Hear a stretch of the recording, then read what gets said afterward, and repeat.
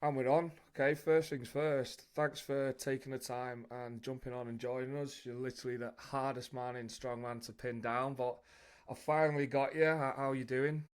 Well, thanks for having me on. I appreciate it, and I appreciate you going back and forth and waiting for me to get on. I actually enjoyed doing these podcasts, and I've listened to yours a few times, so I'm excited to be on here and have a good talk.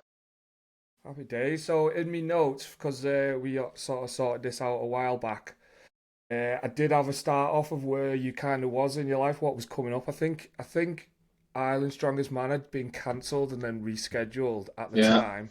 yeah. That's since ran and you won the 105s. Is that like sixth time Ireland's strongest man? Sixth Irish Championship, but across two weight classes. So we've got Ultimate Strongman and Official Strongman. So under 110, under 105. Same thing, really. But yeah, so that's my sixth Irish title. It's like one of the most decorated, isn't it, in Ireland?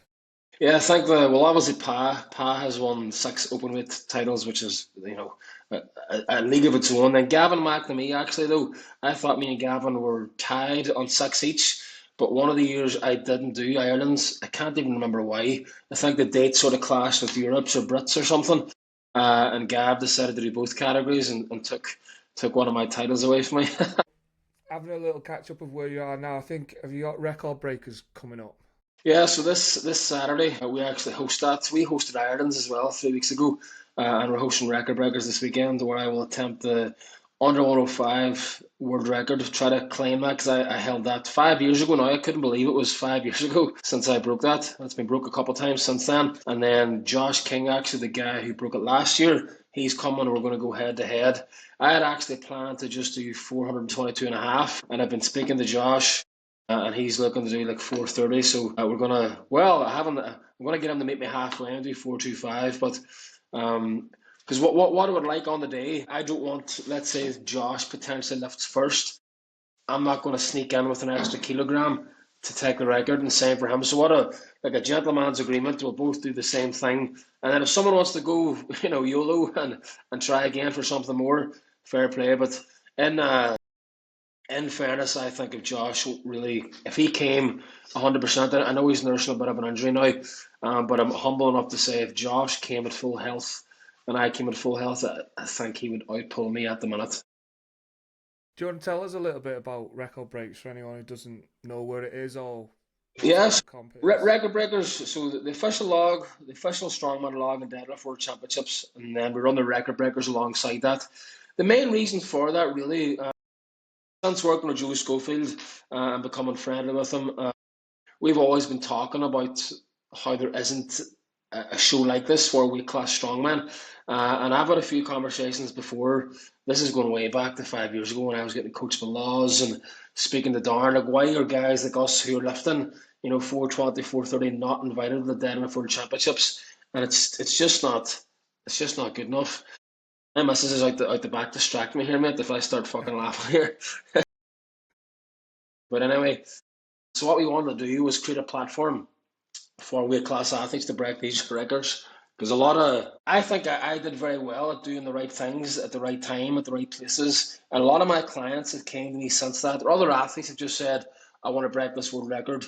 And they think they're going to do this record at some charity comp or some local car park comp and get famous. It doesn't happen. Josh, for example, broke the world record. Blake Anthony, the South African guy, broke the world record after me. And everyone for a long time still thought I held the record, and it's just because I'd done it at a proper competition. The same as like the Arnold's. Remember the OSC did the Arnold's log and deadlift reps championship? That was probably my first time competing on like a big massive world stage, and it was the first time I actually passed out, which I haven't stopped doing since. But Joe shared a video, and mate, I swear to God, I could not use Instagram for like 5 days. I got like 6,000 followers. And the same thing happened then when I broke the world record, get like 3 or 4 thousand followers. So what I wanted to do then was create an environment for other athletes to come and get the same recognition because you know yourself, if you break a record, you should be recognised for it. And then in the terms of like adjudication, we have Giants live referees here, so Dave Warner referees, Colin Bryce was there last year. For me, I'll not name their names, but I know other athletes will relate. And I'm not here to say anybody would ever cheat or whatever, but there's certain regulations you see at certain competitions. The plates aren't calibrated. The referee's just some coach from a local gym. Nothing's weighed, so who's to say? I just wanted to create a platform for it to be done professionally and properly, and then to give people an opportunity to do it on the official Strongman live stream. And then if you do break a world record, you deserve to get a couple of followers. You deserve to get some views and maybe a sponsorship or something will come off the back of that, you know. Yeah, sounds good, and it's probably something we can talk about a little bit later on. Where I tend to talk about how we can improve strongman and like get more exposure for people competing. So we'll come on to that, but it's a good little starting point. But what I like to do with all the guests at the start is go back to a time before you did strongman and how you got into it. I feel like I've told the story like 50 times. So I first got into training just as a bodybuilder. So I grew up obviously watching like Ronnie Coleman, Jay Cutler, and all these guys. And I was very good. I was good at all sports when I was younger, but I was always in and out of trouble when I was a teenager. And I just played sports to sort of keep me out of trouble. And I picked up a couple of bad injuries playing football, rear end and stuff. Like I was never going to progress through any sports again. Actually, fun fact, still do it to this day. I played badminton at a national level, was tipped to go to Olympics and stuff. But as a teenager, then you can imagine I was spending all my weekends playing badminton. And it's not like in Ireland, like it's not like football or boxing, it's like a flex. Badminton is not a flex. And all my mates were meeting girls and drinking, and I just sacked it off. And then one of my buddies took me to a bodybuilding gym here in Derry called Extreme Gym, and that's like 15 years ago now. So that was it was real dark and like a proper dungeon. But there's all these pictures of these guys on the walls, and they're all fucking massive and lean, and all these trophies were there. And they all used to come in and train. And I was like, I would love to look that way. So I just started training. And from the get go, looking back now, I was very blissfully unaware of how strong I was. Because within like 6 months, I could rep five plates a side in a deadlift, like 220, could dumbbell press the 50s. I didn't know if this was, I didn't care about how strong something was. I just wanted to be fucking massive and be really lean. And then I was in Dave Warner's gym one day, and I was wearing, I'll never forget this story because he still talks about it this day, what Dave would call like Spice Girl shoes or Spice Boy shoes. So wearing a pair of Air Max 90s and a deadlift of 300. And Dave would just walk past and he was like, "Did you just deadlift 300 kilos?" And I was like, "Yeah, why is that good?" And I was like, "You're fucking right, it's good." And he started talking about strongman. But at the time, obviously, this is like 7, 8 years ago now. I had no idea about the weight classes. I just imagined like Eddie Hall and Thor, and I was like, "Man, I can't do that. I'm tiny." Because at the time I was probably like 95 kilos. And he told me about all what strongman I could do, this and that. And he says, "There's a competition next week in Galway. I want you to go and do it." I was like, "No chance." And he says, "Look, come back tomorrow. I'll take you through like an hour's rundown of how to do this stuff." And won the competition.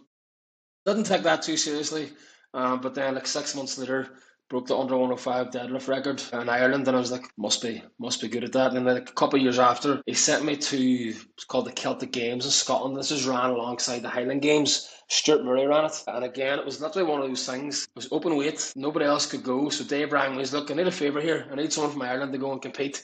And I says, "No problem." Totally unaware again of what I was going to. And I landed over to Glasgow, mate, and I swear to God, there's 10,000 people in this field. I says, "Dave, what the fuck have you sent me over to?" John Pollock and all these guys standing, people I'd watched on TV. And I was like, "What am I doing? I'm going to be made a laugh of." Ended up winning the whole show. And from that point then, I was like, "Fuck, I must not be bad." So just sacked the bodybuilding off, and the rest history, I suppose. How old was you then when you first started? When I first started the gym, I was like 15, 16. When I started Strongman, I would say 24, 25. So I wasn't again. I wasn't necessarily that young. And looking back, I could easily say I wish I would have started before, but I don't even because bodybuilding laid such a good foundation for how strong I was, the physique I have, and I think bodybuilding as a whole is a good sport to progress into strength sports. I feel because you've gone through all those rep ranges, you've got more protection of your tendons and ligaments. I think that's a problem a lot of strength athletes run into, especially powerlifters coming over to strongman because they're not used to them higher rep ranges, and I think they end up vulnerable to injury a little bit easier.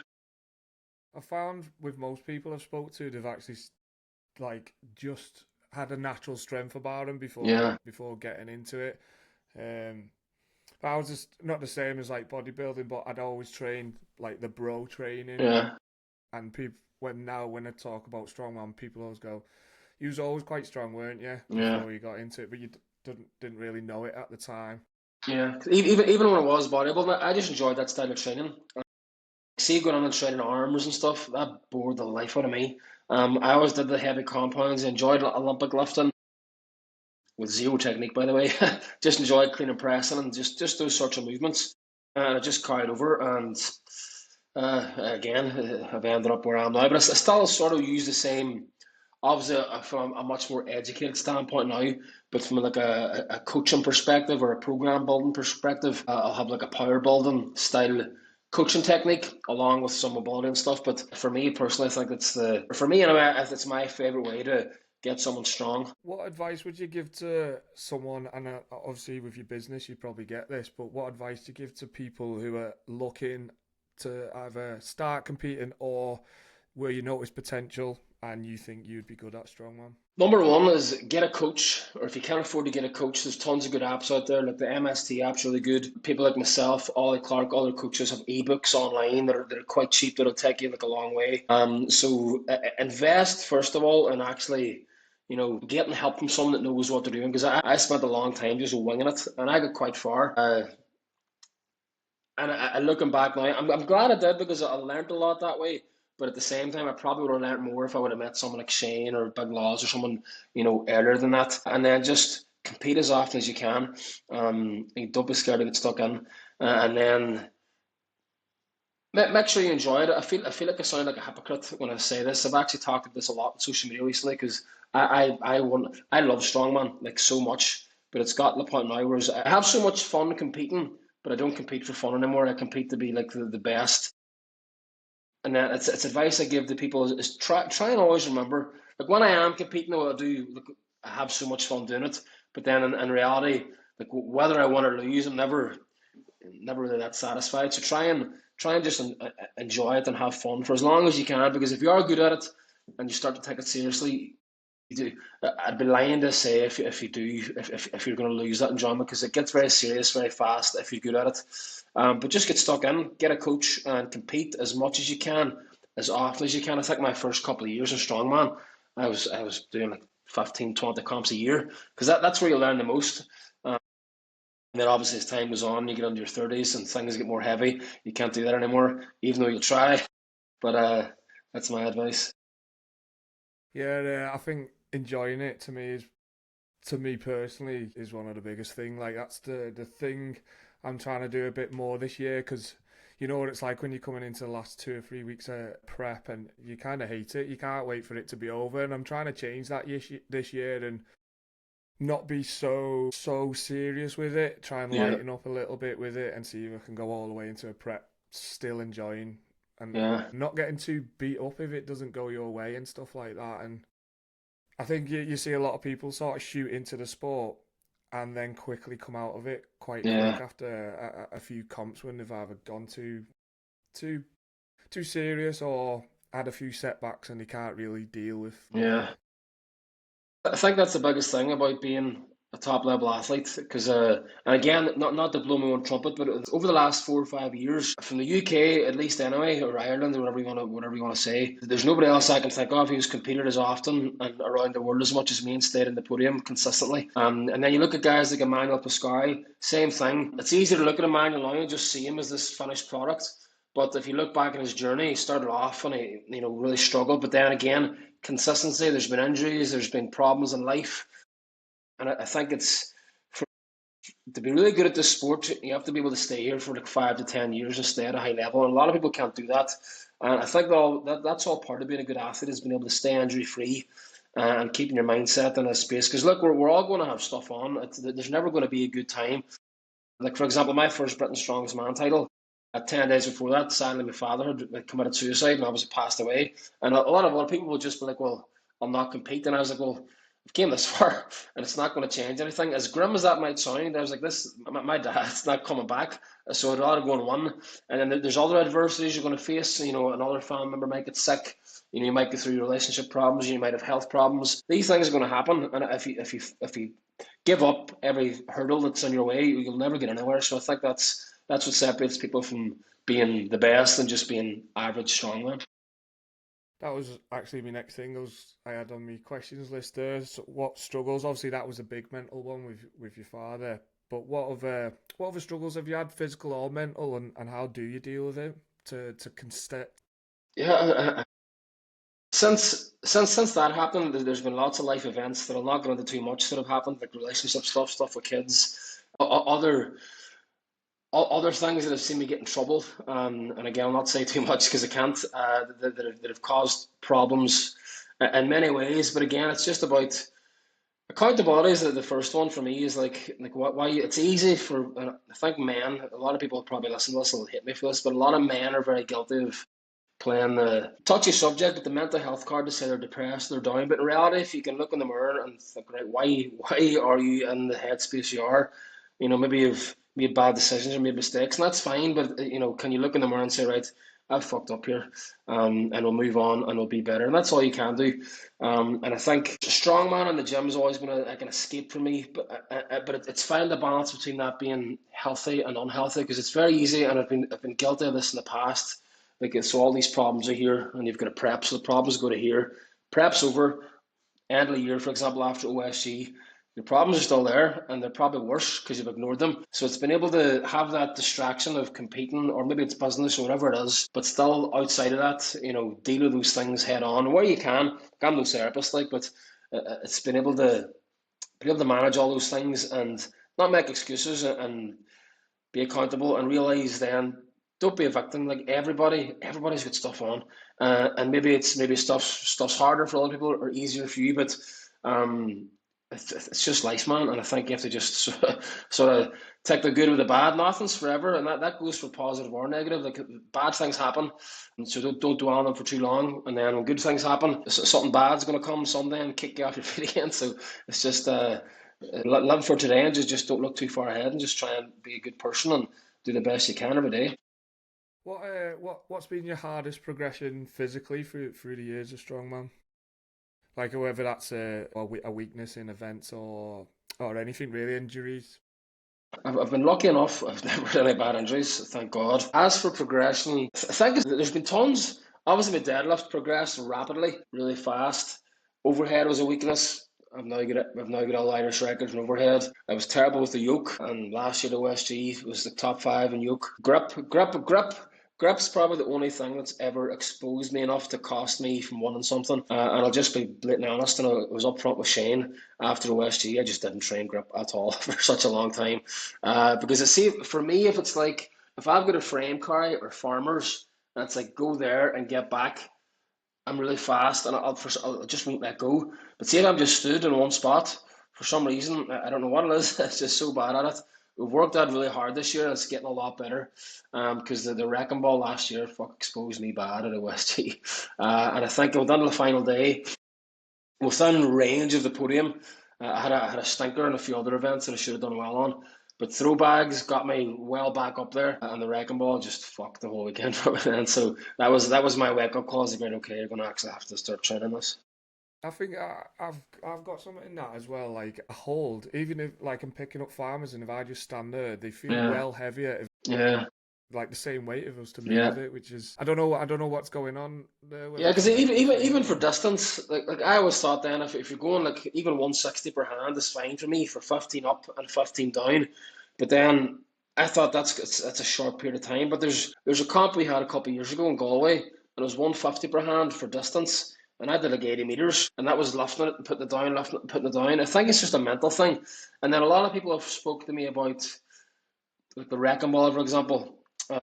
Richardson or other guys have said like the first 30 seconds is grim, and then you'll have like 30 seconds where you don't feel anything, and then it gets grim again. And recently I've been doing dead hangs with my girlfriend on my back or other things, and the first 20 or 30 seconds has been grim. And then I found that headspace as well where I can just kind of switch off and just sort of hang tight, and it gets hard again then. So hopefully I can get that to carry over because I can imagine from what I know Lynn has spent on the wrecking ball at OSG, I would imagine that'll be back this year, unfortunately, for everybody. people best get training it then. Yeah. Two questions next. They kind of relate to each other. But when you first started, what, or even just your first couple of years, what kind of goals did you have for yourself, if any, and have you surpassed them? My initial goals were I always wanted to deadlift 400 kilos, and I did that within like a year. And after that, then it was like, right, of the one Irish title. After that, then I was like, right, I've won a British title. And then I think once you get to those sort of goals and you've achieved them, it's harder. It's hard. Not harder. I think it's only probably now I'm sat thinking like after I won, if once I won worlds, I've won everything you can win as a 105, broke all the records, and I want to move up to the opens then. But it was just some sort of stepping stones. Deadlift this, have all Irish records, one Irish title, one a British title, one a European title. Now I've got six Irish, two British, a European, which I'll defend this year. And once I win worlds, then I don't know if I'll be satisfied. Again, I've talked about this before. When you have these goals and you achieve them, I have never once had a goal achieved and I felt the way that I thought it was going to make me feel. As such, which is quite sad in reality. And it's probably I have this conversation with a lot of my athletes, the coach that are starting to get to that top level. I personally don't know anybody that I can speak to. It could be wrong that has ever said, "Yeah, when I won that title, I felt like my life was complete." Because your life doesn't change, and I think that's a valuable lesson for a lot of people within the sport. It's such a niche sport, and I experienced this with bodybuilding as well. Like I met a lot of guys that were, for want of a better turn of phrase, total assholes and entitled because they thought, "Oh, I've got 50,000 followers. Everybody should know who I am." But in reality, they don't. Uh, and when we first did Clash on the Coast, I think 3 years ago now, it was the first time it was aired live on ESPN. Don't know if you remember that. I came second. That night we were in some bar, all these American, if you've met American Strongman fans before, they're fucking mental. They're like WWE fans, and you're signing autographs and taking pictures and all this mental stuff. And then I was home on Tuesday, lifting the kids from school, and nobody even knew I was there at the weekend. So it keeps your feet in the ground. So I think I think staying humble is very important because it's such a small niche sport and nobody really care that much really in reality. Even your family, like on that, it's one of them things. Of course, like your girlfriend or your wife will want you to do well, but if you don't, they still love you. Your kids still love you. Your mates are still your mates. I found that it's quite funny sometimes to the point where I just don't even like speaking about it now. Like you'll always have that one mate who's really proud of you and wants to tell Yeah, other people, and then they yeah, go, "Oh, he's this," or like he's England's strongest man, blah blah blah, and then someone else just goes, "Oh yeah, like what do you have for tea?" Like, and that's it. You know yeah. what I mean? They just do not Exactly. care. So I That's don't it. like I don't feel disappointed in anything anymore. Like if anyone doesn't care, and I Yeah, don't really like go into much detail with people because they're just not bothered at all. But yeah, that's exactly. just the way it is at the minute, unfortunately, isn't it? Yeah, and I think that's an issue we've had with like not an issue, but people that get invited to record breakers to break records, and they want paid. Like, oh, we're getting paid like this amount and that amount, and I'm like, mate, nobody knows who you are. Nobody's buying tickets to come and see you. And I think a lot of weight class athletes again are just entitled to this. Like, I'm a weight class athlete. I coach weight class athletes. I love weight class strongman. I think it should be bigger than it is. It will be someday. But in reality, everybody, like if you think about a stranger walking off the street, even when you were a kid watching Strongman, you were just seeing these massive men lifting these huge things, and then you can't even put into context. If I have a client in the gym, for example, like a normal client, and I tell him or her, like I can deadlift this amount and Thor can deadlift this amount in comparison, it doesn't matter. They don't understand what Yeah. that weight feels like, you know what I mean? I think until you get the Giants live, nobody will really care that much, which I hope hopefully it changes someday. Again, I'm one of the guys in Ireland or the UK that's trying to make those changes, and hopefully the more the guys like us can put stuff out there on social media that will change. But at the end of the day, I think it's just business, and it's the same with the female thing. This topic will be well out there, but I think that the female sport's amazing. It's really entertaining. It's grew loads. They're getting paid well, which is amazing. So, I'll not name anybody, but some of them are still sort of bitching and moaning about the pay gap. And it's not even about for me anyway, it's not about the male and female thing. And for me, it's not about the weight class or open thing. It's about these guys make more money. It's not about it's because you're a woman. It's not because you're a 105 or a 90. I think people feel victimized too easily. And in reality, it's just like these people sell more tickets so they get paid more money. And I think that's a fair way to look at it. I think a lot of people might disagree with what I'm saying here, but I don't really care. It's just how I feel. No, well, it's kind of like obviously I go through this sort of subject with everyone I've had on because it's quite a hot topic at the minute of bringing up the lightweights, and it's a reason why I've got this platform for lightweights to try and push that. But basically, the characters that we see in Giants Live, people are buying to see that character, aren't they? Really, but Yeah. everyone knows characters in the Giants Live lineup, so they Hmm. buy because they see them on social media and they're pushed out there, and whereas people don't Exactly. really know lightweights, not yet Yeah. anyway. Now, don't get me wrong. Like last year, for example, we had the Irish qualifier, and I was like in first place going to the last event and fumbled the sandbag, and it cost me a title. And I would have loved to be at Britain's this year. And I do have goals to get there next year, the year after.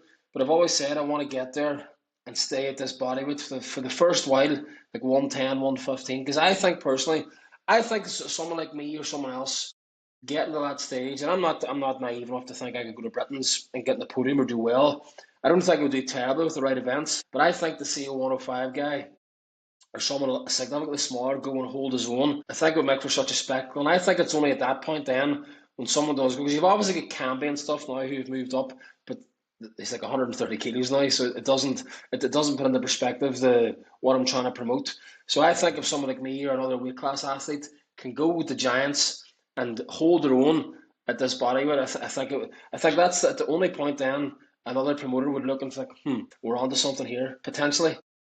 yeah, I can see it. So And what same sort with of Emmanuel. Like Emmanuel, for example, won Austria's strongest man numerous times. And I remember there being a whole drama because they invited an open weight guy instead of him.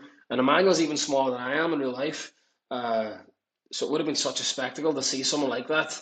Because Emmanuel, again, can 100% hold his own with some of the guys. But again, it's the balance. I have this conversation with people a lot. And they say, oh, the 105 guys could hold their own at Giants. And I'm like, they could and they couldn't. So like when you boil it down to things like a yoke or like Atlas stones, like a Europe's strongest man at the weekend, for example, them guys are one most on stones right up to 160, 180. It would take some. I don't even know if I would lift a 200 kilo stone at the end. Never mind do it in 20 seconds. There's definitely two sides to that story, but I would definitely love to see someone my size get there and just see what happens. what point did your mindset switch from sort of like playing at strongman to becoming literally like living your life for it? See, to be honest, if it wasn't strongman, it would have been something else. Because see, when I was bodybuilding, I was like, I'm going to be Mr. Olympia someday. That came to a quick end. If I go tomorrow to play golf, I'll want to be on the PGA Tour. If I go going go karting with my friends, I want to be the champs. I've got one of those very addictive personalities. So I don't think that I don't remember there ever being a key moment where I'm like I want to be the best at this. It was just like this is what I'm doing now, and I'll just do it. But it's the only thing I've ever done and not got bored of and fucked something else off because I'm the same with like collectibles or trainers or Pokemon cards. I'm quite a nerd fanatic with that stuff. But again, I'll spend like 2 or 3K on Pokemon cards for a month and then not look at them for 3 or 4. So it's one of those personality types. And I think personally to be really good at something or be the best, if you don't have that personality type, I could be wrong, but I don't think it's possible. You have to have that real obsessiveness. But as the years have gone on, I've learned to take value in other stuff outside of strongman, like or stuff that'll last, like my business, for example, or spending time that's valuable with my partner or friends or kids. I think a lot of guys that gets lost on them, and they end up. Like, I know people you probably do yourself, or you've been through stuff yourself. I have seen relationships end because of bodybuilding, because of strongman, or whatever. So it's about realizing what's actually important in life and what's gonna in 10 years time, what's them trophies really gonna do for you compared to your kids or your missus that you love and care about. Yeah, I'm quite the same actually with that mentality. If I switch to something, nothing else matters. Like I Yeah, don't like I only started strongman at 34 or 35. I'm 40 this year. Before that, I was doing boxing. No other sport mattered. Now, yeah, I couldn't tell you the last time. I have a little move around because I still love that thing, but I couldn't. I don't watch any fights or anything because my focus has purely changed, and I've got something lined up for after strongman because I know I need that focus yeah. to to go at, else I'll just be lost. Do you struggle with nerves? Obviously, you've been on quite a few big stages now. Do you ever struggle with nerves? The only place I get nervous now is OST Worlds, and for the sheer reason that, and I'm not, it's not, that's not me saying I'll never get nervous again, but up until this point, um, I've, I don't get, because not in an arrogant way, but in Ireland, it's obviously a formality at this point for the weight classes because Ireland has a lot of really, really good athletes. You get me and Gavin, who've dominated our weight classes for a while. You've got Lee Kelly coming up now. But I'll be honest with you, the day that comes when someone is really good within Ireland, let's say Gav, for example, moved up to 105, I would love that. But there's big pressure then for me because could I potentially lose my first title to someone else? But then me and Gav have competed against each other like 7 or 8 times, and he's never beat me. So the pressure goes each way. It's like, right, am I ever going to beat this guy, or vice versa? And then Britain's as well. Last year, obviously, Tom beat me. And I could go into a multitude of reasons as for why, but he beat me fair and square, and that's it. Europe's this year, I suppose I'm defending my title. Emmanuel returns. I didn't beat Emmanuel last year, which was a shame because he wasn't there. But OSG Worlds is probably the only one I get nervous for. It's because I number one put so much pressure on myself. But then the podcasts like this, you get invited in these podcasts, or you hear other podcasts, and people tip you to be the favorite to one or one of the favorites to one. And then Joe, as much as I love this social media stuff and doing media content, when you're like the guy doing all the interviews and stuff, and you go and come eighth or seventh, it's embarrassing. That's point blank embarrassing. So I've got so much pressure on myself for OSG, and because it's the only thing I haven't won, and not to mention the only thing I haven't won. I know it's amazing that 4 years I've went there and came top 10, but the fact of being so far away from winning and being tipped as a favourite to win every year, it's just soul destroying to be honest. So I'd be very nervous, and I think that's why I haven't excelled at OSGs because it put so much pressure on myself. And as I say, when I go to comps, if you've not competed with me backstage, but other 105 guys will tell you backstage, I just don't stop talking. I just have so much fun. Whereas OSG Worlds, it's very serious, and I don't really take that pleasure in the way I should, and that's probably why you don't perform. Yeah, that's a lot of self pressure. I don't deal too well with pressure, and anywhere near comp when people start putting out predictions, I try not to go on social media. Although it's nice that people think you're in the game, when I see it, I then think, oh, I can't fuck up now. And like people are expecting, whereas people don't really care. Realistically, Yeah, they couldn't give a fuck whether you come last, but that self pressure of like not letting them down, but looking worse than I thought he was better and that type thing. yeah, 100%. But yeah, I'm the same. How would you sort of talk to your clients about dealing with maybe self pressure or nerves? How would you advise them? It's a hard one. I suppose it depends what level they're on of their career. For example, I can think of a client offhand, a Jess that I coach, and she's only competing now like 8, 9 months, maybe a bit more. And she went this year, and there's high expectations putting herself and others to win the under 64 Irish, and she came third. And I think she walked away disappointed. And she thought I would have been extremely disappointed in her. In reality, of course, I would have loved for her to win, but I was like, you have only been doing this sport for like 10 months. I think you always have to look back and take a bit of perspective. Now, if I have someone that's competing for 5 years and they haven't won anything, they've won everything apart from Worlds or Europe's, it's like, fuck, you should have pressured yourself. You should have high expectations of yourself. But again, going back to that thing that there's more to life. And again, I sound like a hypocrite saying it because I love for the sport and these trophies. But I think that creates a good example for us the way to say look for other positives or don't obsess over it because I know what it feels like obsessed over it, and it's probably not that healthy. So it's like put things into perspective, hold yourself to a high standard, go to one, but don't let it consume your whole life. So I think it depends what level the person's at. You're always going to be nervous, and I think nerves can make or break a person. Nerves will either fuel you to succeed or less they'll have you crumble. And again, that's what separates a winner from a loser, really. Obviously, your own MK coaching. Do you want to tell us a little bit about like the service you offer and what type of clients Yes, you have? as I got into strongman, I started programming people, and then I had a very big nutrition background from bodybuilding and just coaching in general. And then as I started progressing through the sport, I could see these weight class guys doing what they were doing to cut weight, and again, I'm a very obsessive person. So when I was learning all this stuff and reading this stuff, and again, I'm not going to any names because it's upset a couple of people at the start. I remember saying to a couple of guys at OSC, bear in mind, it was my first year there, nobody knew who I was, and I was like, you're doing this totally the wrong way. And they're like, who the fuck's this guy? And at the time, I was like, "Jeez, that could be, am I sure? Are you sure you're right?" And then I had a couple of clients, started, educating people on how I was doing things. And here I am now, is probably the most popular nutrition coach in the game for weight class athletes and females, at least anyway. And I host a nutrition course now to educate other coaches. So it's ended up being me just not accidentally, but just becoming like the this nutrition specialist, the weight cut guy. Even last year at OSG, when people were sort of approaching me more as a coach as opposed to like an athlete. A couple of people actually asked me, do you compete as well?" And I was like, "Yep, I do." So it's sort of changed. The brands grew massively though. I'd say that's happened not by accident, but sort of happened by itself. But then since working with Shane and MST, I've learned a lot from Shane and business and how to grow my brand and how to do this and that through different things. And now I have three or four other coaches that work with me. I won't say for me, work with me. Donna Murray being one of them, which is amazing. And we've got clients from 19 countries around the world, which has now allowed me to coach people and specialize more in people that do like giants comps, like all the females, for example, OSG. And then Donna can specialise in programming novice level females. Although she has got a few clients that went to OSG and stuff, still does. And then Jess, who just talked about, has now became like the female lifestyle coach specialist because that's a market I had that was huge.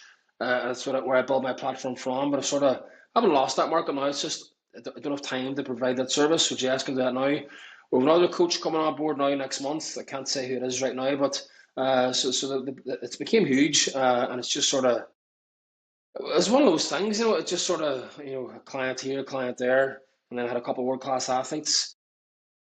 Donna signed up then actually, and since Donna, that was probably the turning point actually. When everyone sees Donna, that was a good thing and a bad thing, mind you, because a lot of people thought they could do the same thing in such a short space of time, but that's another story. So since Donna came on board, things really fucking snowballed, and here we are now with over 100 clients around the world, and it's just growing and growing and growing. And again, the nutrition course has been mad. There's been over 100 people that's done the course now, and that's growing and growing. It's actually getting in the next 6 weeks that'll actually be accredited and certified as an actual certified, certification, not just Matt says. It'll actually be accredited by a governing body, which is amazing.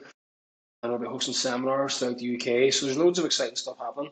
It wasn't too long ago that you did a bodybuilding show, wasn't it? How important do you think that is for like people to see that you can switch between both sort of sports and deal with the nutrition differently? I seen you did a post where you just fed yourself to fit your macros, and then Yeah, when for I think it was for the bodybuild. I think they were both. I can't yeah. remember they were both bodybuild. But anyway, you then done it more so that there was specific foods for specific timings, and it was a lot. How important is it for your clients to sort of see you do all this and put trust in you? I think for me, anyway, like accountability and credibility as a coach, you know, this doesn't this doesn't mean to say everybody has to be an amazing shape or anything to be a good coach. But in reality, if you can't relate to what your client's going through, I don't feel like you can do as good a job coaching. And that's where a lot of nutrition coaches kind of go wrong. Or that they fall short. For example, if someone's going through a really hard weight cut, it's very easy to be too empathetic with someone and maybe lay off with someone and say like, "Okay, mate, take a night off." Whereas in reality, because I've been there and done that numerous times. I'm like, right now, you need to stick this out because this is where change happens. Whereas if you haven't been there, you can't relate. Same with competing at a high level. And again, in reality, if someone hasn't been strong or they're not strong, like it's all really good having all these formulas and this and that and another way to teach someone how to fucking lift a program with someone. But in reality, sometimes you just need to be there with someone and say, look, do it this way. And if you can't show them how to do something, you can't really coach them. So I think it gives you more credibility if you've walked the walk. For me, anyway, that's my opinion. I know a lot of people don't have that opinion. If you look at any top level coach in any sport, even right back to football managers, apart from a couple abnormalities, they've all played professional football at a good level. They've all been good. They've got a good brain for it. Same in strength sports. So I think that credibility is very important. I don't necessarily know if like you have to have been through like a really fucking hard. You don't know if you ever had to be shredded to be a good nutrition coach, but I think the knowledge you'll gain from bodybuilding in the sense of nutrition, it's unrivaled. And I think all the things I've learned from other coaches, bodybuilding or nutritional coaching for performance, is way more than what I've learned doing any course. And I've done endless amounts of courses at this point. And that's where my course adds, in my opinion, more value than other courses you'll do, because there's a lot of practical application involved. There's evidences to say, here's scenarios where this might have happened. Here's how to approach these different scenarios. Whereas other courses just give you context without, putting things in reality with a human being. That can change anything. But I think walking the walk, you gain much more respect from your clients, I think. And then you have those scenarios, for example. So if, for example, I can argue that debate of if it fits your macros, in my opinion, doesn't work. Here's why, because I fucking tried it, and here's why specific nutrition with timing and proper food works, because I've tried it and I've succeeded with it, and not just with myself, with hundreds of people at this point. So I think it gives you good credibility. And then from a programming standpoint, competed around the world on all sorts of equipment and all sorts of scenarios. Again, if you haven't done that, you can't relate to what the person's going through. Or, for example, even right down to it's the final day of OSG, you're in third place, 2 points off the one. How do you deal with that scenario? If you've never been there and done that, you fucking can't relate to someone, in my opinion.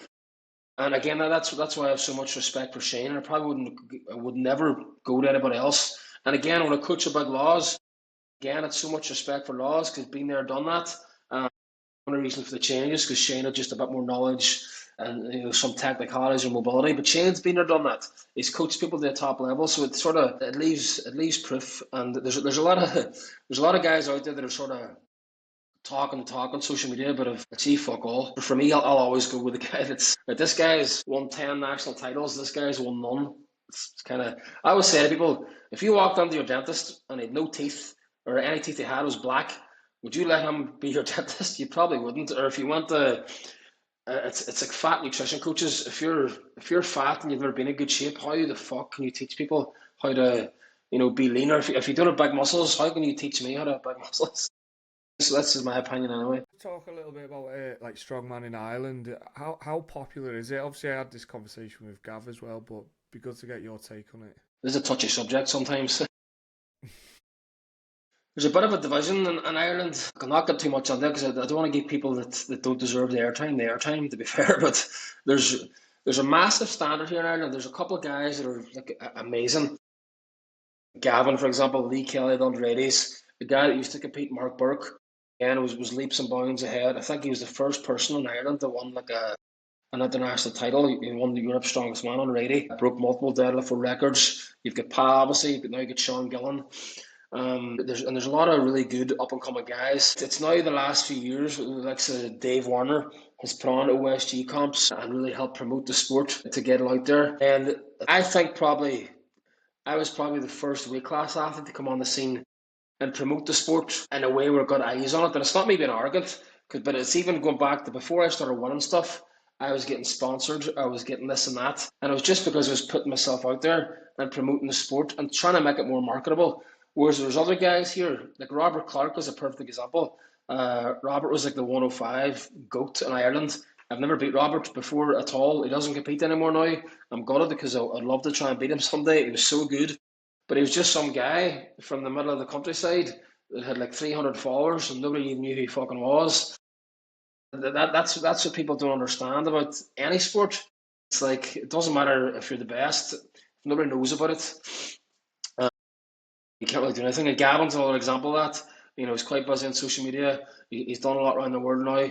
Uh, as the same, like a lot of people in Ireland have a mixed opinion on Pa. I have a lot of time for him. He's done a lot for himself. He's been successful. If you look at Pa's amazing. He's a great athlete. He came second in Britain's before. But maybe now, if you look at his level of strength or the competitive edge against some other guys, and I mean this with no disrespect towards Pax, he's fucking amazing, but he's probably not one of the best guys in Britain at the minute. But he's so marketable and he's so likable and he's so fun that he's always going to have that place at Giants. So I think that's what the Irish scene misses. And there's a lot of guys here. Then there's a podcast was up last year, and there's complaints about the open qualifier ran by Dave not being a big enough show. And I was like, look, guys, no disrespect. Apart from Pa, me, and Gavin, nobody has done a thing outside of the country. So why would there be such a big show put on? And I think a lot of these guys, there's so much potential here. Like Killian Groom is another great example. Killian could go so far, but it doesn't compete that much. He's won Ireland's strongest man with Ultimate Strongman twice, which is amazing. He's beat some great athletes. I seen he come on Giants actually. He's on Giants He last came to year. Giants He did really well. like a week or two's notice, which was Yeah. look, it is what it is. If you're strong, you're strong. You'll do well. But the events just was one of them things. But there's so many other opportunities. People in Ireland, I think, again, it's that victim mentality. We don't have opportunities that the guys do in England or Scotland. I was the same, but I went to America, I went to all these countries and tried to compete. Gavin did the same thing. And there's loads, like if someone like Killian went through the OSG pathway, tried to compete or try to qualify for Giants, or like Strongman Champions League, there's so many opportunities. But I think, I don't know, there's a lot of bitching and like fucking toxicity in Ireland at the minute, which I don't like at all.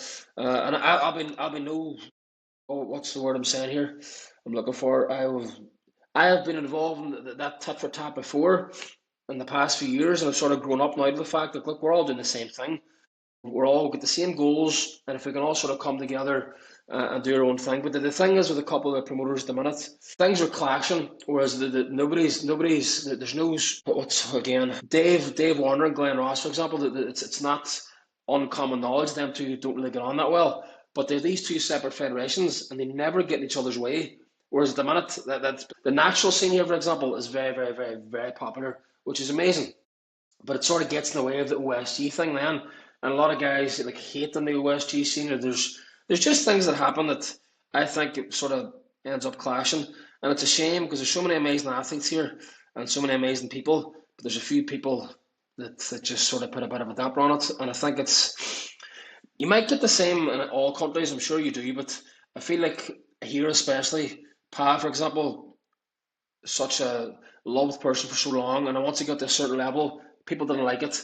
Happened with me. It's happened with Gavin, and I think it can happen everywhere. But I don't know. I think it's a very closed mind thing. Instead of, I always looked at someone like Pa or people that came before me, and I was like, right, what he's done is amazing. I'm going to try and do it. Whereas other people look at people like him or me or Gavin, like, oh fuck him, look all they've done, and they get jealous instead of saying, well, if he can Is do that it, why can't is I? that people in Ireland? Would you say, or would you say that the whole strongman community? Look, again, I'm saying that this probably does happen outside the country of Ireland. Maybe I'm naive to it because obviously the people that I'm surrounded by when I compete now are other top level athletes who have a mutual respect for one another around Europe, around the world. I noticed personally, you won't ever get this bitching and complaining at like a low average level. People that are decent within their country but will never grow outside their country. Whereas when I go, like me and Tom Owens, for example, have a massive rivalry at this point, but we're really good friends. Emmanuel's the same. I look up to Emmanuel so much with this great rivalry, but this great friendship. Tyson Morrissey, for example. Tyson's someone I looked up to when I started Strongman. I think we've competed against each other 2 or 3 times now, and I've beat him every time. But there's that mutual respect there. We're friends. Jiri from Czech Republic, same thing. Whereas I think at the lower level, there's more of like a. And I can go back to when I first started competing. There's like an insecurity within yourself, and you really want this validation. And in reality, it just comes with time, and you've earned your stripes. So again, it probably does happen in England, Scotland, America, wherever else. But the people I compete with at that level are on the same level as me, so we don't have that animosity for each other. I don't think so, right? Or maybe they do, and I'm just blind to it because I don't have that viewpoint. Yeah, no, I don't see anything. I've never seen anything towards you or Para or anything like that. But I get what you're saying. I'm sure there is circles of it. So we'll move on to Europe's last year. Obviously, you won Europe's last year in the under 105s. What did that mean to you to win that? Meant a lot, really, because as I said, I'd failed at OSG so many times, and then Europe's again the year before.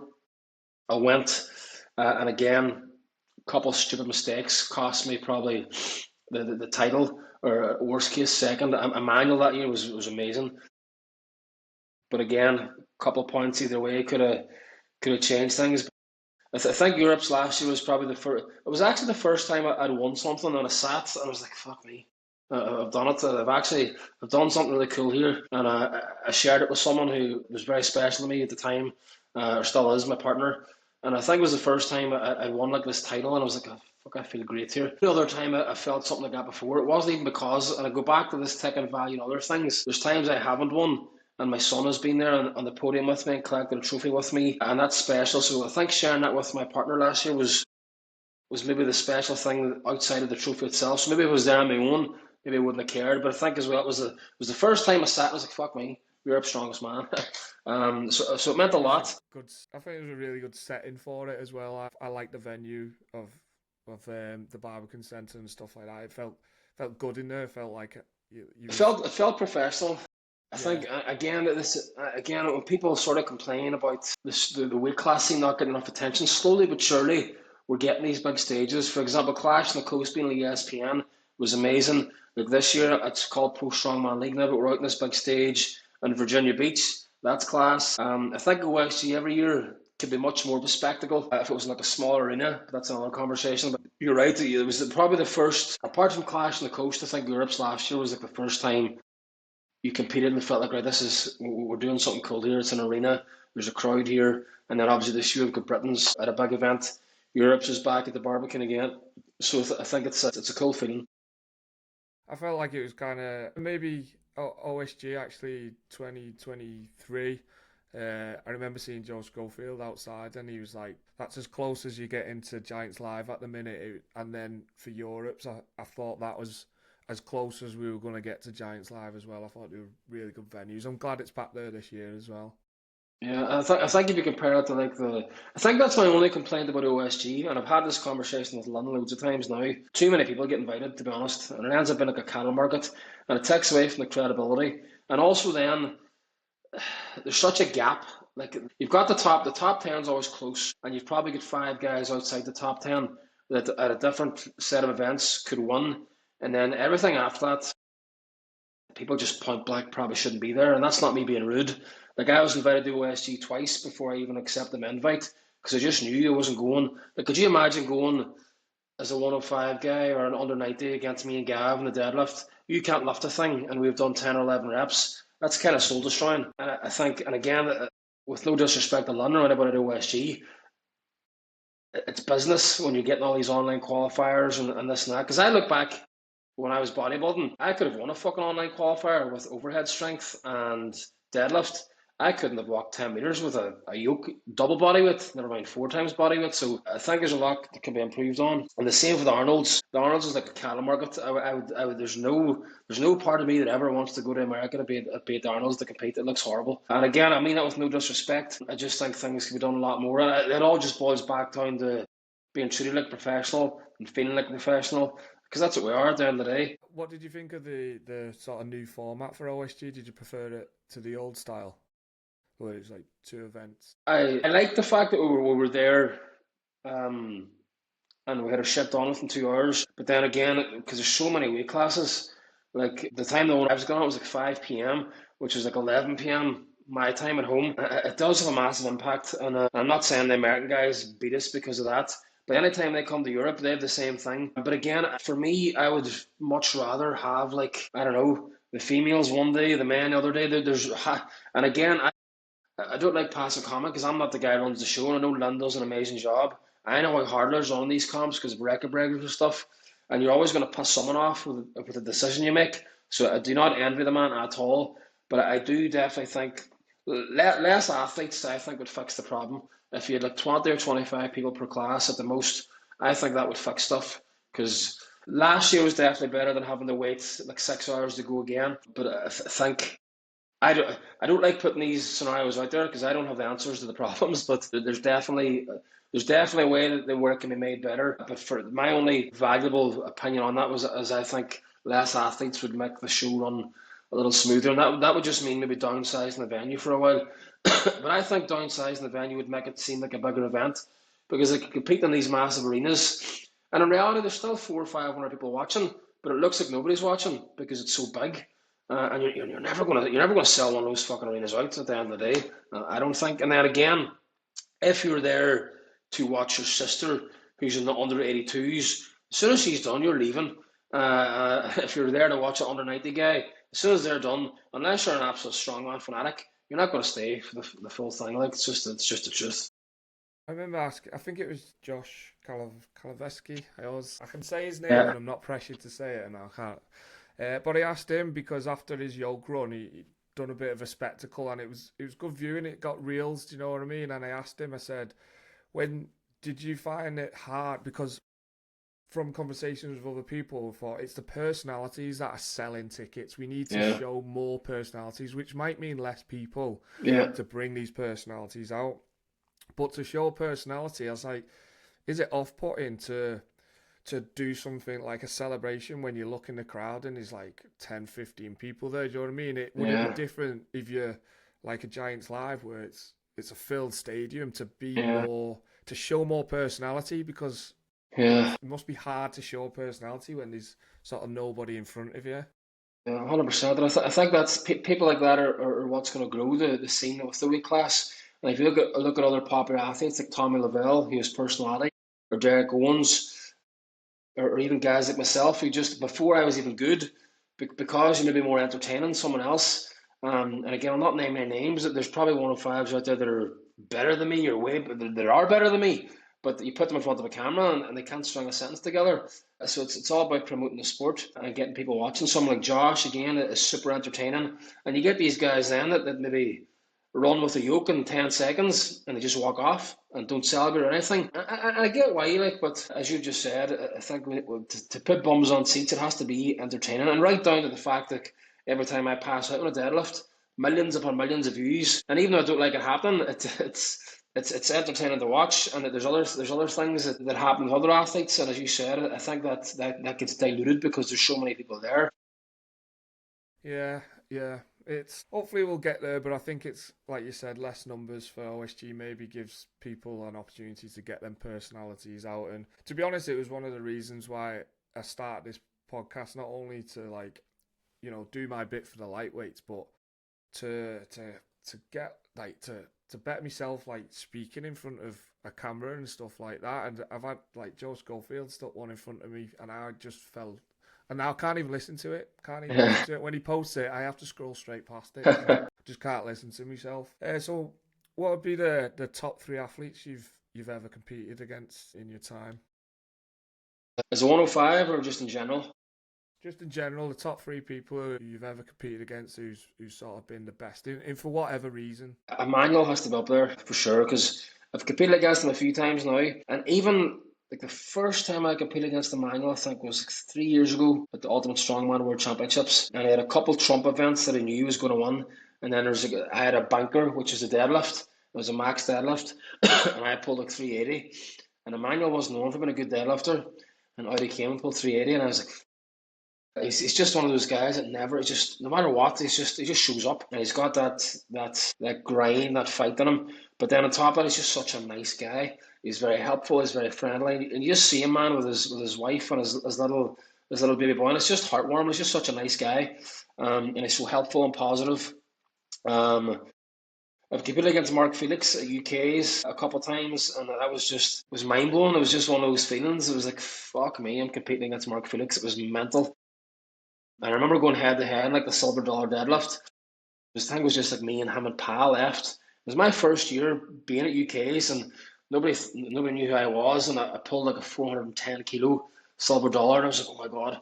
And it was a UK record at the time, and then Mark pulled something ridiculous, like £1,000.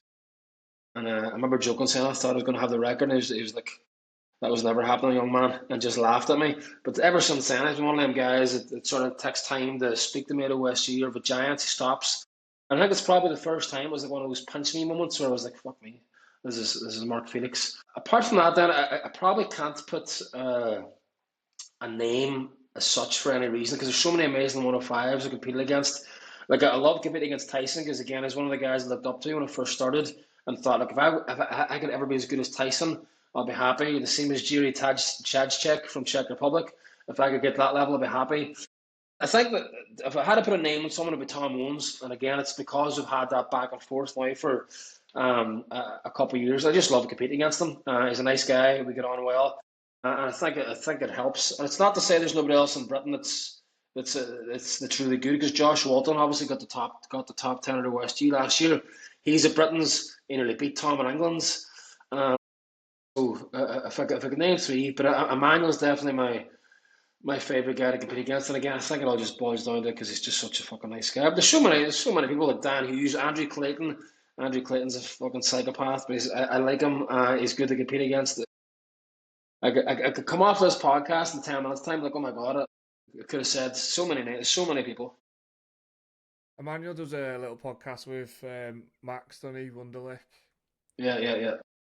He's the same, like an animal, and he's an absolute gent of a guy as well. I think a lot of people are like that, who are savage, and then they're just such a nice person to speak to, and that. So I think, as I said, it comes with that. Like, once you get to a certain level, it's like when you're on your way up, you have this like arrogance about you when you want that validation. I think that just happens with respect over time with other athletes, and I think once you get to a certain point, you don't need that because you know what you're capable of. You've got all these trophies, you've got these accolades, you've got a business with whatever. So at that point, then you know when you can just be yourself and be humble and be normal. 'Cause you don't have to prove anything at that point. on the flip side of that question, then, what is something that annoys you in the sport, and like anything, either personalities, people, comps, Uh, that you can say legally? fraud coaches. Fraud coaches, coaches that's one thing that fucks. Nutrition coaches that should not be coaching people for nutrition. I have seen, and again, it was my motivation for the nutrition course coming out and trying to educate people. And it's not to say I know the most out there, because there's guys out there that are very knowledgeable. Every day's a school day. There's still things I'm learning to this day. But I think people that are with nutrition coaching, especially, when you're programming someone, you can't really, in reality, you can't fuck someone up that bad. Because if someone can't lift something, they just can't lift it. Unless you tell someone to squat 300, can only squat 250, and they break their back, but that's rare because someone will know it. With nutrition, I've seen some horror stories, and when people come to me and they've been messed up in a bad way emotionally and physically.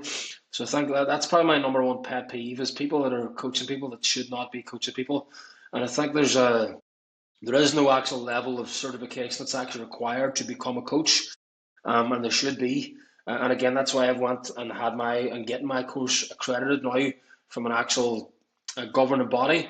Because again, at the end, this is my. If it wasn't for Shane and his course and him saying to me, you could do it. At the end of the day, who am I to be telling people how to do these things or what to do? So having this governing body look through my course and actually say, right, that this information is valuable, it's correct, it's safe. Um, uh, Apart from that, then see just people with a victim mentality, like the Irish scene, for example. And it's not just in Ireland. Anybody that's saying there's no opportunities out there, nobody's ever going to come and knock on your door and say, "Here's an opportunity. Do you want it? Go and get it. Don't be a victim. Don't bitch and moan. Don't complain." Apart from that, man, I don't really have many because I just sort of try and mind my own business. I'm so fucking busy. I have that many clients I work with. I'm doing my own thing. But I think my number one pet peeve would be fraud coaches, people that are just in it for the money and are just. I did an example recently, and again, no names. Someone that done my nutrition course came to me for advice because he signed this coach up to work with him. Give him a horror story, and any time he tried to question the coach as to why he was doing something, it wasn't that he was questioning him in the sense of I know more than you. It's like, right, I want to learn something. Like, why am I doing what I'm doing? And it ended up in a disaster. And the guy just ended up telling him to go fuck himself. Like the coach told the client, "Oh, go fuck yourself. Who are you to question me?" So I think, and with nutrition, that's such a big thing because I've had people before company that have been diabetic, people with thyroid issues, all these different things. And this coach trying to work with them, and they've ended up borderline nearly killing people. So that frustrates me a lot. With your course that you're getting accredited, what is it that is offered on the course, and what do you come away with? So on the course, you will become a fat loss, performance, nutrition, and weight cut specialist, so to speak. So you will have all the tools you need. Number one, to just provide anybody with a basic nutrition plan, whether it be weight loss, change or weight loss, whatever. But then it'll teach you all the actual protocols and methods to successfully and safely get someone to a weight cut, how to rehydrate them. All the formulas are there, but all the basic fundamentals of fat loss, performance nutrition, And then again, the total opposite of that, weight gain stuff. And then there's just the difference then between my course and other courses that are out there. There's context provided, but then there's coaching principles that are given to you throughout the course. So things where you can actually apply things in a practical way, and advice right down to things like keeping things simple. So practical application is a big thing. And again, once is accredited now, and the person I've spoke to that's going to help me accredit it is going to help me redesign the course, so to speak. So when you are getting accredited, there's a practical section, there's a theory section. You're tested, and being able to present the course in a different way, because people learn in different ways, visually, verbally, through reading, through studying. So it's about giving people access to it where they can learn properly. When you know yourself, if you're hosting a Zoom call or on a Zoom call, after like an hour, it's easy to switch off. So walking away with an accreditation to make sure everyone's competent. Because again, a couple of people have done the course and they've been accredited by me, and they've came back to me a few months later with questions, and I'm like, you should probably know the answer to that question.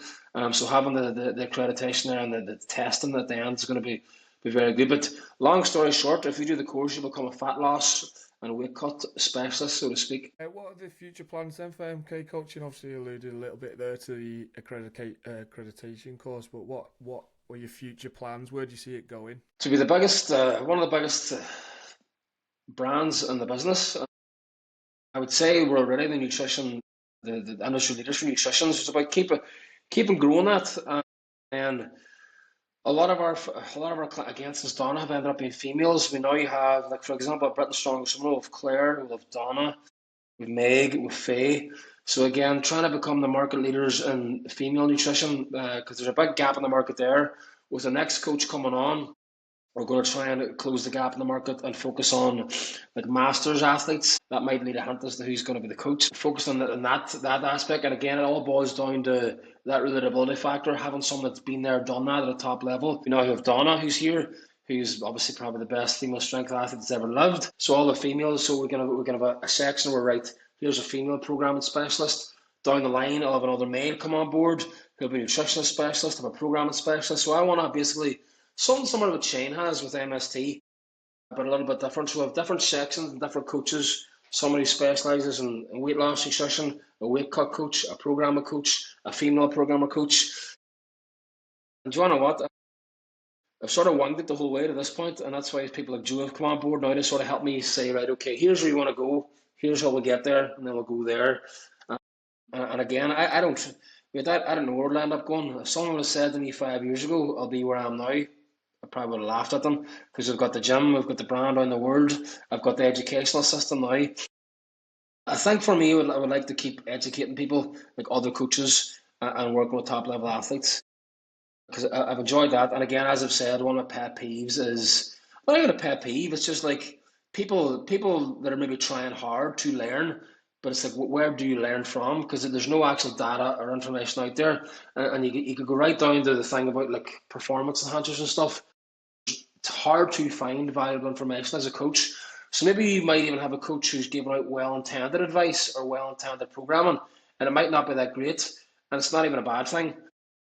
There are coaches out there that are just absolute bellends that shouldn't be coaching, but there's people out there that want to be good coaches, but where do they learn? So if I can provide a platform where they can learn, same as what Shane has done with his programming course, if I can help people progress, or like it's took me over a decade to get where I am, so if I can help people get to where I am within 5 years, we'll do that. For example, me and Joe Schofield, like a we haven't done it in a long time, but like a money business mentorship course where we'll teach coaches who are maybe very, very good coaches that just can't get clients. Right, so here's how to get clients. And we've had people like Ollie Clark's probably the best example. Ollie came to me like 5 years ago, making a small amount of money, for example. I'll not put out there what he was doing, but let's say he came to me with 10 clients. Now Ollie's again, hundreds of clients, one of the best coaches in the market. So it's just helping people progress and skip through the bullshit and progress without having to spend 10 years doing it. And where do you see yourself going as far as competing? What do you where are you aiming for yourself? If I win World's Strongest Man as a 105 this year, it'll be 100% my last year competing as a 105, full time anyway. I want to get the Giants as anybody does. And do you want to know what? See, for like a year or two, I really had gone off the idea of ever getting to Giants Live. For whatever reason, I just didn't think it was that realistic. And then Nicholas Camby got there, and I was like, oh, I have a good bit against Nicholas Canby. He's amazing, but really inspired me and motivated me to say, oh, you know what, we can do it. We can get there. And then obviously I've been to Ireland's now a few times and came second, third, and I'm like, right, oh, maybe I can actually do this someday. And because again, if someone had said to me years ago, you'd have won one Irish title and around six at a laugh, two British titles, a European, you're one of the best 105s in the world. So I think it's just them stepping stones, but I think it's I probably need that soon because I'm not saying I'm losing any motivation for the 105 scene because I've done so much now. I'm just rinsing and repeating. And then when I go to Giants Live, at the minute I'm up here at 105, I go to Giants Live and way at the bottom again. So it's just about building. So yeah, I'd love to get the world's strongest man someday, but I'd love to start with getting the Britons, getting the Giants and the Giants scene. If I get the world's strongest man someday, even if I just get there once, even if I come dead last, just to be there. But again, who knows where I'll end up if I get there one day. You'll find yourself, you know yourself, you've been through the ranks now. I think once you've competed at a certain level, you just automatically somehow end up leveling up. So I can't explain it because you understand really what's required to be there, and you can go away and do it. So who knows where I'll end up, mate? Who knows? And last thing, where can people find you and your business if they want to get in touch and Instagram is probably the easiest place. So MK Coaching on Instagram. I don't really use any other social media platforms. We've got a website, MK Online Coaching. But anything you need to work with me or to work with Donna or to work with Jess or any other coaches on the MK Coaching, give us all a follow.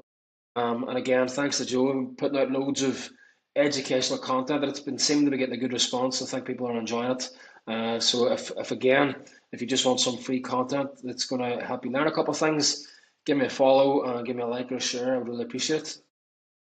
I'll wrap it up there. Thanks for your time. I know it's been hard getting you, but I've No, that's no you've problem, mate. gone Thanks for an having me hour and on. 15 there now, so I really appreciate it, Matt. Nice Thank one. you, mate. Thanks a Um, lot. if you're just all done after this, I'll stop it there. Thanks a lot, mate. Who's that stop?